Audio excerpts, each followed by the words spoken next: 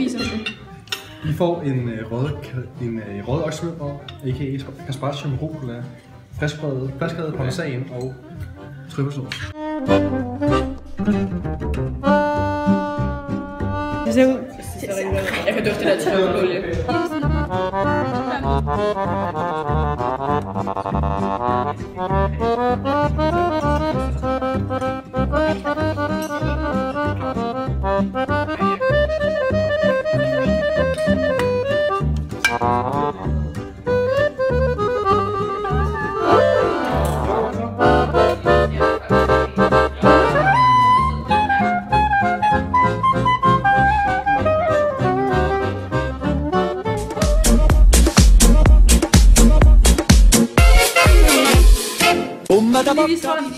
Ja, så har vi et fjernsyn. Hvor er kondomerne henne, Christian? Det her, det er en elektrisk guitar.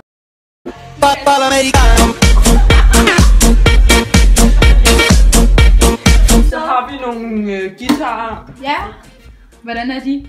Det er sådan en her, den har jeg også derhjemme. Ja, den er kan købes mange steder. Så har vi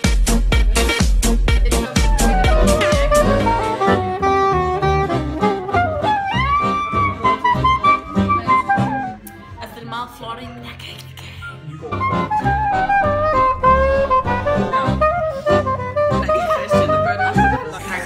Det ser rigtig lækkert ud, men jeg har et klart Christian. Så jeg frygter lidt, at det smager rigtig meget kaffe. Nej, okay.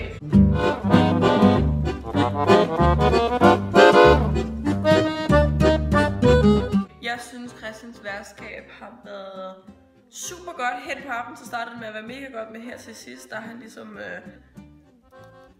Jeg synes, Christian har været en rigtig god vært. Var dårlig til at præsentere dansk vand. Christians værtskab synes jeg har været utrolig godt. Christian får 5 på sit værtskab. Jeg synes, han har været meget nærværende. Jamen, jeg har valgt at give ham 1 stjerne. Jeg vil faktisk give ham 4 for hans værtskab. Jeg vil give ham 5 stjerner. Jamen altså, Christians forret, den var super god. Jeg synes, forretten var mega god, for jeg kunne godt lide, at han kom med en helt vildt stor skål med ristede pinjekerner. Forretten, den var ikke saltet noget. Og så betragtning af, at jeg ikke kan lide kaffe, så kunne jeg faktisk også godt lide tiramisuen. Alt andet, det var godt. Og hans hovedret, den var bare super god, også selvom der var lav i. Jeg synes, tredje ret var rigtig god, men der var lidt for meget kakao. Pluspoint for, at han har taget højde for, at folk måske ikke kunne lide kaffe, og så havde han købt strøbide studenterbrød. Dog var det desværre lidt ærgerligt, at han havde købt bundene. Christian får 6 for mad. Det gør han. Han får 5 stjerner. Kokkehoved. For mad. Ja, jeg giver ham nok 5 for hans, 5 for hans medkundskab. 4 stjerner. Underholdningen har været lort. 0. Christians underholdning, også den er der jo ikke. Jamen, man skal give ham en karakter for underholdning, når han ikke har lavet noget for underholdning. Men jeg håber, at det bliver bedre nu, hvor vi skal videre. Jeg havde netop regnet med, at nu ville han lige diske frem med det helt store. 0. Jeg giver ham 2 stjerner for underholdningen. Han får et 1-tal for, og han fik 6 for maden. Han får et 1-tal for. Sorry.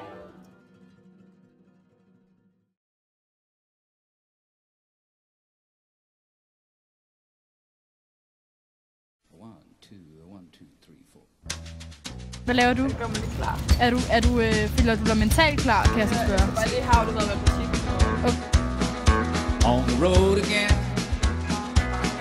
Just can't wait to get on the road. Thea, vi har virkelig høje forventninger til dig. Nej, det er fint nok, jeg har allerede spist. Vi er på vej hjem til Thea. Rigtig høje forventninger til Thea. Noma, stil. Det er det, vi regner med. Det bliver hyggeligt. Det er omkring.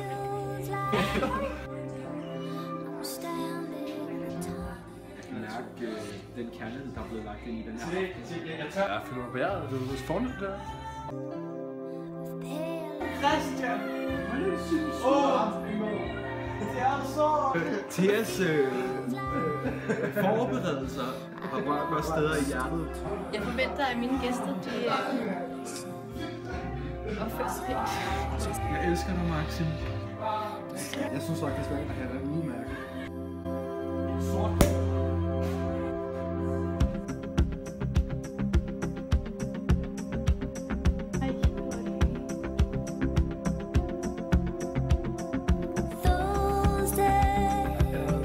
Det er indbagte rejer med hvidløg, og så er det noget, min farmor altid har lavet, hvor vi har været velkøbt. Der er i hvert fald en god historie bag den, må man sige. Jeg synes faktisk, det ser lovende ud. Det var ikke dit. Nå, jeg er for søren. For søren. For vand. Hvis køge og Fyldt med øl i stedet for vand. Så vil jeg være en lille dykkeand. Så vil jeg være en lille dykkeand. Bare dykke ned på bunden. Bare dykke ned på bunden. Hælde Tuborg øl i munden. Hælde Tuborg øl i munden. Dukke op igen. Dukke op igen. Skål. Og skål. Og så synes jeg, vi skal tage en tår. Temaet, ikke? Det er Get to Know Thea.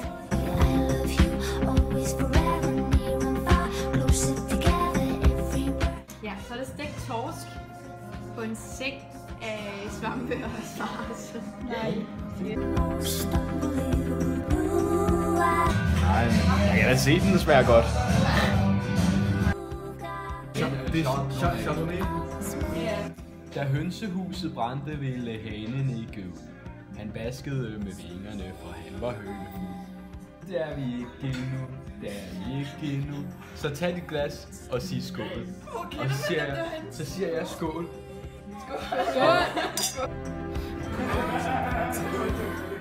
Desserten, det er til selv is med pandekager. Hvad synes du, Christian? For 12 minutter. Du er også rigtig god mundtlig.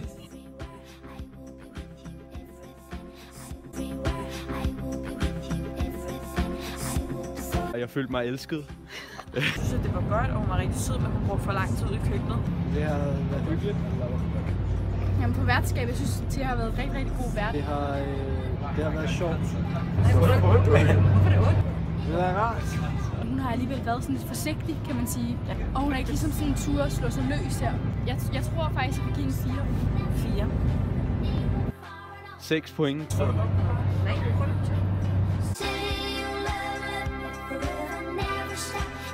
Der manglede lidt variation, synes jeg. Svampe kunne måske gøre det to lidt mere. Ja, Sparsen var gået for langt på for kort tid. Maden var god i den forhold til, selvom jeg ikke fik, hvad det er, I gjorde. Og det er meget lidt special. Jeg synes, maden var rigtig god. Og jeg synes, der var rigtig meget personlighed i maden. Og der var en historie bag.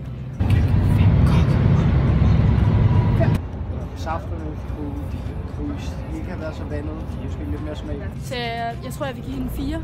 Kokkehuer. 4 point. Jeg er til jer i søde træer. 4.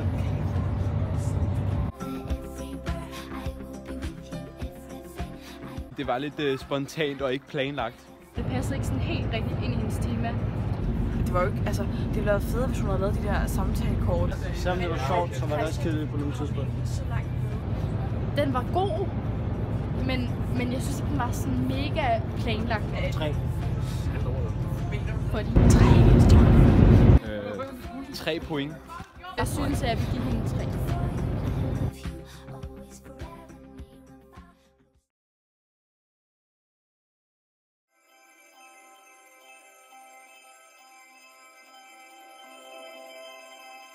What I would do to take away this fear of being loved, allegiance to the pain.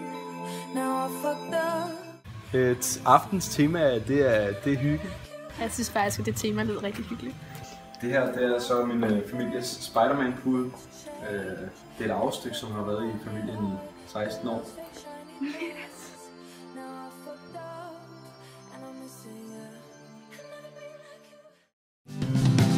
Jens Hansen havde en bondegård, I-I-I-O. Og på den gård, der var en gris, I-I-I-O. Og der var øf her, øf der, øf her, øf der, alle steder øf.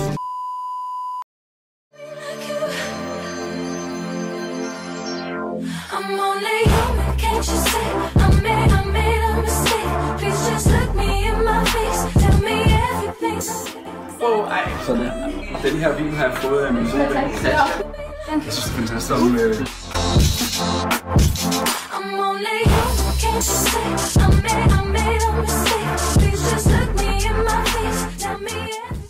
synes, det er et flot brød. Jeg synes, der er en flot farve på. Alle råvarerne, jeg bruger, de kan fremskaffes på en bondegård. Valders tale sutter. Her har vi med tomatsuppe, med basilikum som pynt og croutons ovenpå.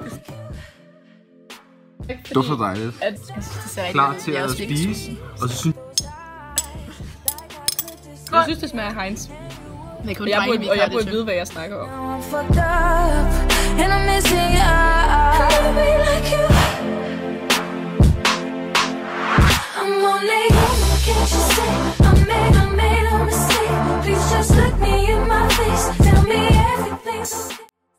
Vi har lidt assorterede rødfrugter her.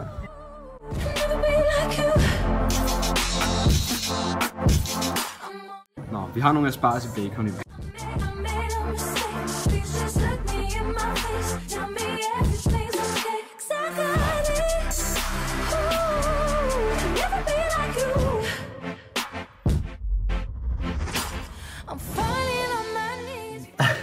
Jeg kan lide dit ansigt imens.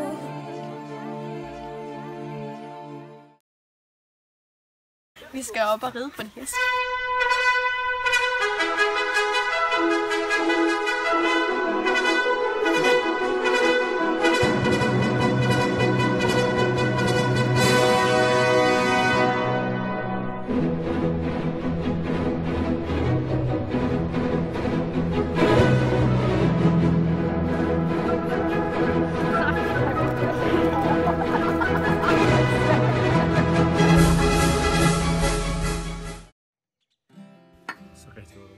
Her til desserten har vi noget chokolademus med nogle hindbær og nogle chokoladestykker. Og så har vi også den her fine lille asti. Jeg synes, det ser rigtig lækkert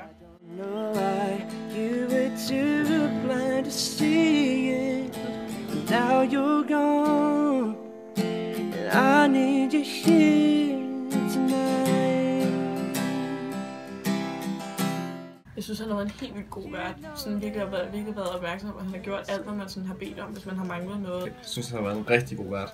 Allerede da vi kom ind ad døren med den røde løber, at man følte sig virkelig velkommen. Der var en dejlig sådan atmosfære. Han har været der rigtig meget, synes jeg. Og det var fordi, han havde sørget for at forberede meget af maden. Jeg synes, det tog en lille smule lang tid at få serveret de forskellige retter. Jeg vil faktisk gerne give Valter 6. Der mangler lige en lille ting, som man kommer op på en 6'er. Men jeg synes, at han klarede det rigtig godt. Han får en stærk 5'er for sit værtskab. Jeg giver Valter en stor 4 på værtskab. For værtskab, der giver jeg Valter 5 stjerner. Valters madlavning var virkelig, virkelig god. Der manglede et eller andet tema eller noget personligt over det. Forretten var sådan halvkedelig. Jeg synes måske, han skulle have anrettet det lidt pænere eller andet. Jeg synes, det kom bare lidt sådan væltende ind på bordet. Det er som om, man ikke har gjort så mange tanker med maden, man bare havde lavet det. Jeg synes, at hovedretten manglede karakter. Ja, jeg synes, han manglede lidt et tema med maden. Jeg synes, desserten var rigtig god. Jeg giver ham 3 for meget. Solid 3'er. 3 stjerner. Så jeg giver det en solid 4, men hvor det stadigvæk manglede en lille smule. Jeg synes, det var helt fantastisk. Jeg synes, underholdningen, det var det bedste af aftenen. Underholdningen har været den bedste, vi har haft indtil videre. Jeg synes, det var virkelig hyggeligt, at han ligesom bruger det her med, at han bor ude på landet og sådan noget med, at vi kan ride. Og nu sidder vi her. Altså, det er vildt dejligt. Jeg er mega glad, og det er vildt hyggeligt. Og det sådan gav os også et indblik ligesom i hans liv herude på landet. Nej, han udnytter hans faciliteter til yderste. For underholdningen giver jeg Valter 6 stjerner.